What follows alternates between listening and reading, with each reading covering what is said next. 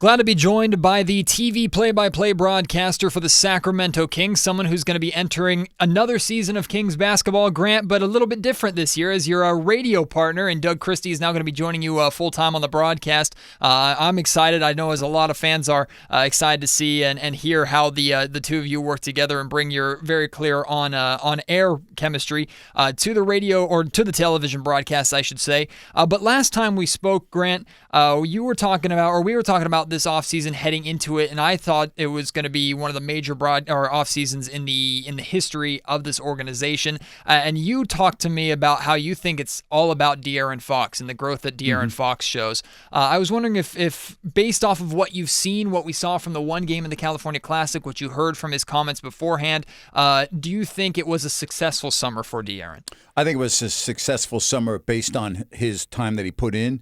And in speaking with people within the Kings organization that monitored his workouts and everything that he did this summer, I think, from what I understand, he is significantly better than he was 12 months ago. And he should be. If he's not, then there's something wrong.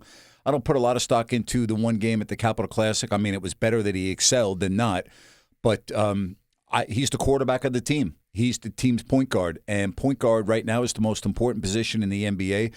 And if you have a really good point guard, you can be a good team. If you don't have a good point guard, it's difficult to be a good team. So, when I say to you and others that De'Aaron Fox is the key, the point I'm trying to make is the Kings will improve as quickly as De'Aaron Fox does. And so that is, to me, the most intriguing part as we enter year 2 of this young nucleus. Sometimes we pay attention to one number more importantly to another, and that's the number 5 of the draft class versus 19, 20 years old that De'Aaron Fox is, so we put so much expectations. And he actually puts a lot of expectations on himself. I don't know if you heard his comments on Danny Green's podcast recently, but he said that he actually doesn't think that he played all that well last year, and he doesn't think he played all that well his freshman year at Kentucky. He said that there's still so much that he can prove and that he's his own biggest critic. Sometimes we have expectations of especially a young point guard coming in and transcending, taking things and getting things right away. And we saw some struggles, but we saw a clear improvement from the beginning of the season to the end and then into this summer. Based off of that track record, what are you necessarily expecting from De'Aaron on opening night? First of all, I don't think he fully understands what a freakish athlete he is. He has the ability to do things on the court that very few in the entire NBA can duplicate because they're not as gifted athletically. And I don't even think, and speaking with people that watch him more than I do, that's what they tell me. They go, we're trying to get De'Aaron to realize that he is freakish and that he can just get to anywhere he wants on the floor, anytime he wants. The best thing I can say about De'Aaron Fox is he wants to be great. And he has that drive. Now, saying it and doing it are two different things. My biggest fear with De'Aaron Fox is the style that he plays, flying through the air, you have to land. All right? I worry about injury with him. That's the only concern that I have with De'Aaron Fox is his durability. To me, De'Aaron Fox, his goal this year should be he needs to play a minimum of 70 games this year, okay? And moving forward, that number's got to get up to 75. I mean, he's the quarterback of the team. This team needs De'Aaron Fox to be on the floor to have a chance to be good. And again, you're right about we sometimes forget how young these players are. He's now 20, all right? He can't legally go out and buy a beer. Right. Fans want it now. De'Aaron Fox is close, in my opinion, to being really good, but that still may be 1 or 2 years away. I want to dive into specifically this offseason, the Marvin Bagley pick, where the Kings ended up in the draft, and we'll get to all of that in just a second.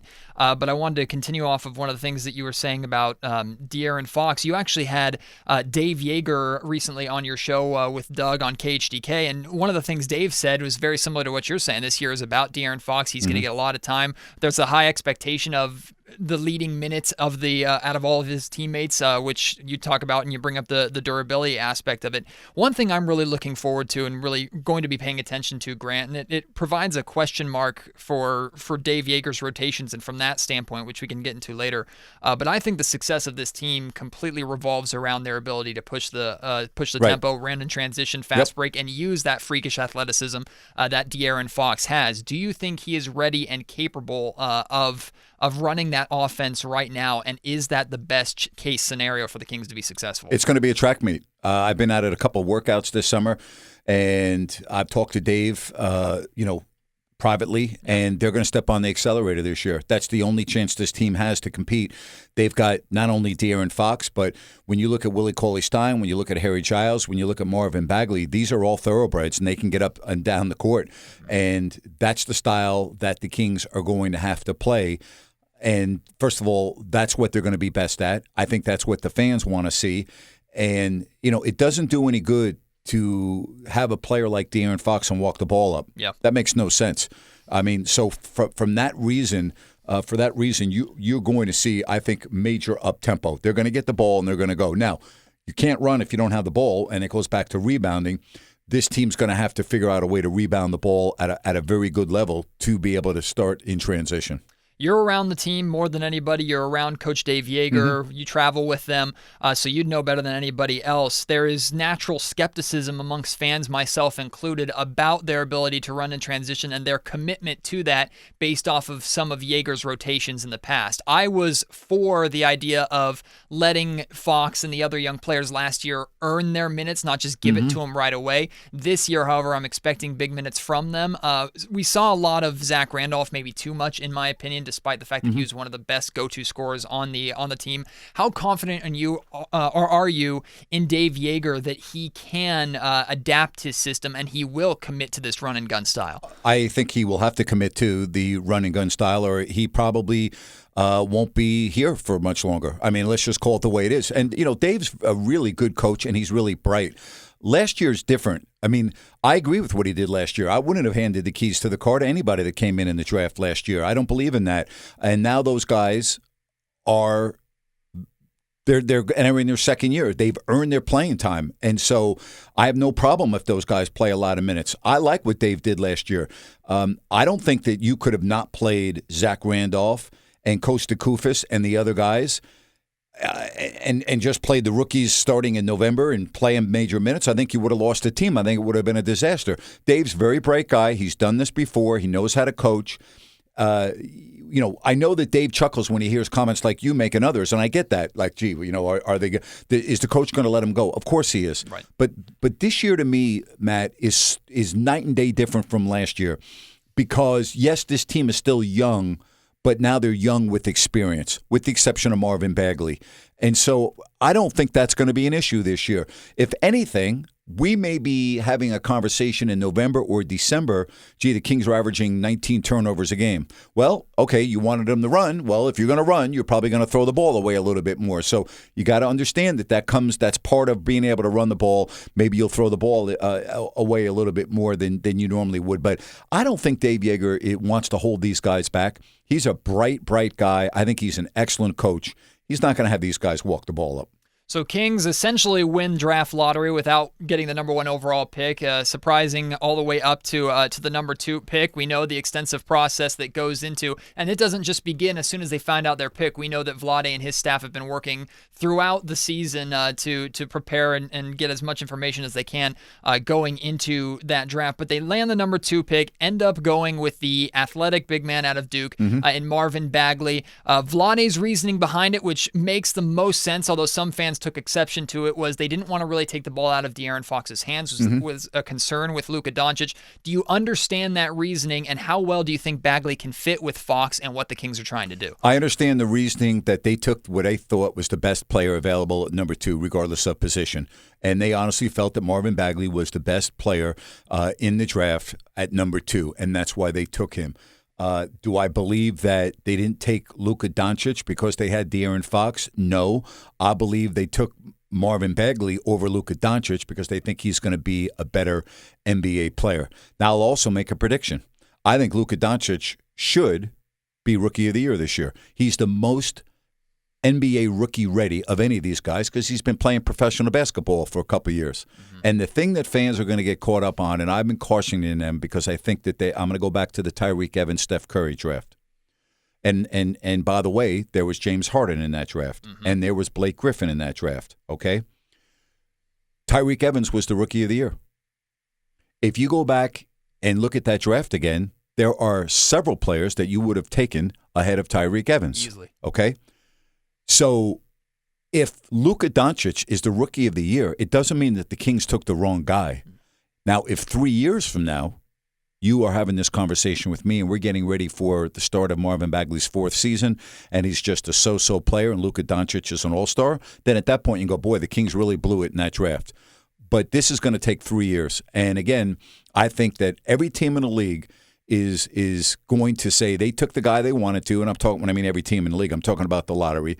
I think the Kings are really confident with Marvin Bagley. I know this already. They can't get him out of the gym. The guy is in there all the time, and he wants to be great. He doesn't want to be good. He wants to be great. He is driven. There is nothing more important in his life than basketball. He is a basketball junkie, and he is unbelievably gifted. Barring injury, and I really mean this, barring injury, I don't see at the very least, I think he will be a very good NBA player for the majority of his career. That's the worst case scenario I see for him. A lot of fans were frustrated with the fact that the Kings elected to maybe take a risk in taking Marvin Bagley, even though Luka Doncic was available there at 2. I take exception to the fans that are exclaiming that the writing was on the wall, that this was a clear-cut 2-player draft, and then there was everybody else. There was Ayton, Doncic, and then your pick of the litter. I take exception to that because I'm aware that there's a lot of information that you and I and everybody else does not know. You know Vlade better than anybody. You know his basketball IQ. You know how connected he is in Europe to the European basketball scene.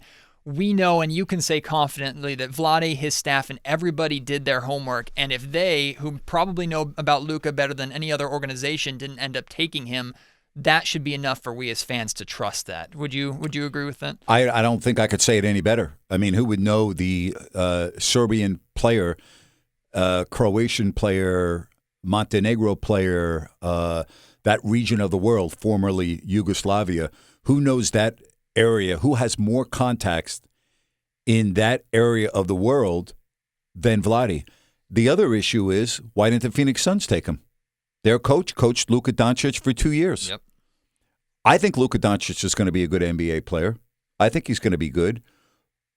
But again, the Kings took a player that they think is going to be very good to great and is going to be around for a long time and has the attributes to play in this style of basketball and play it at a very high level. So maybe everybody's wrong.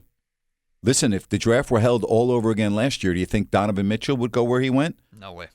Do you think Kyle Kuzma would? I mean, you know, if this were so easy, nobody would ever make a mistake. So listen, if Luka Doncic and Marvin Bagley turn out to be very good players, so what? You know, good for Dallas, good for Sacramento.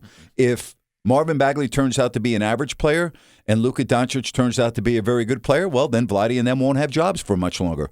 I mean, it's really pretty simple. The Kings took the player that they thought was the best player at number 2, and they feel that Marvin Bagley is a better NBA prospect than Luka Doncic, period, regardless of position. Forget about the position for a minute. They feel that Marvin Bagley is going to be a better NBA player, a better pro than Luka Doncic. What advice would you give to fans that are realistic? I mean, we're all realistic. We don't expect this team to be a playoff team. We've seen stranger things. It's professional sports. Anything can happen. That's what's great about it. But we're realistic. We don't expect this team, especially in a much better Western Conference, to be competing for the playoffs.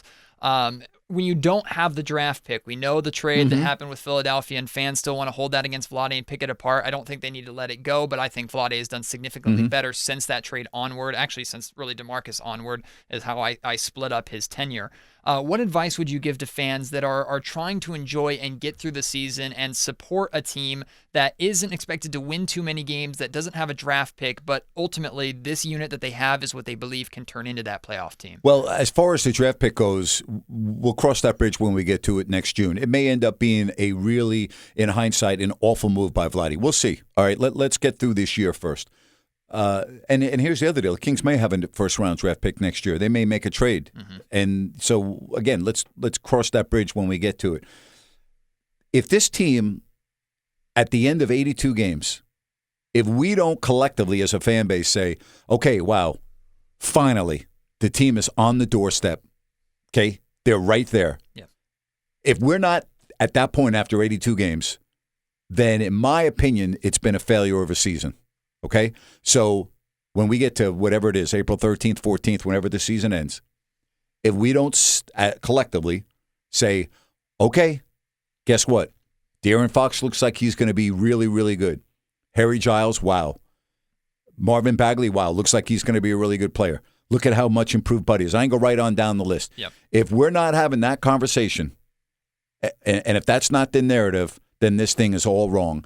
If on the other hand, we as fans go, man, it's April, but I just can't wait until next October because this Kings team has a chance to be in the playoffs. Maybe they need this one position. Right. And the Kings are going to have a lot of money to go out and get that one player. Now, they're going to go out and get Kawhi Leonard? No. We got to be realistic about this. But they can still go out and get that player to help them. And so that's how I'm going to evaluate this season. The number of wins is always great, but more than that, and again, I'm not going to say that that's not important. It is important, is what kind of hope do we have collectively as a fan base when we get to April? Is it going to be like, I can't wait till October, or, oh, my God, we're right back to where we've always been, terrible, no progress, this guy can't play, that guy looked like a bad pick. That's what can't happen. We've gotten little flashes of that excitement and that anticipation in two major ways. One, we saw De'Aaron Fox's ability to close out games towards the end of last season that made us excited about what next step he can make.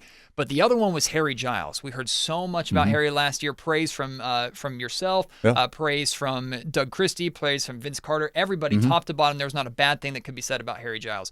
We finally see him in preseason, and one thing that I pointed out was we didn't see him blow up any stat category. He had a couple good statistical games, but he didn't do one thing exponentially well. He didn't score 25 points, anything like what Jaren Jackson Jr. did. But what we did see is someone who's been injured repeatedly over the last couple of years play a large amount of minutes in a lot of back-to-back games and be just fine. Right. To me, that was the brightest spot of everything. But based off what you've seen from the California Classic and what you're expecting to see from him with this team going forward, is the hype put in the right place for Harry? I think the hype is justified. I think it is spot on.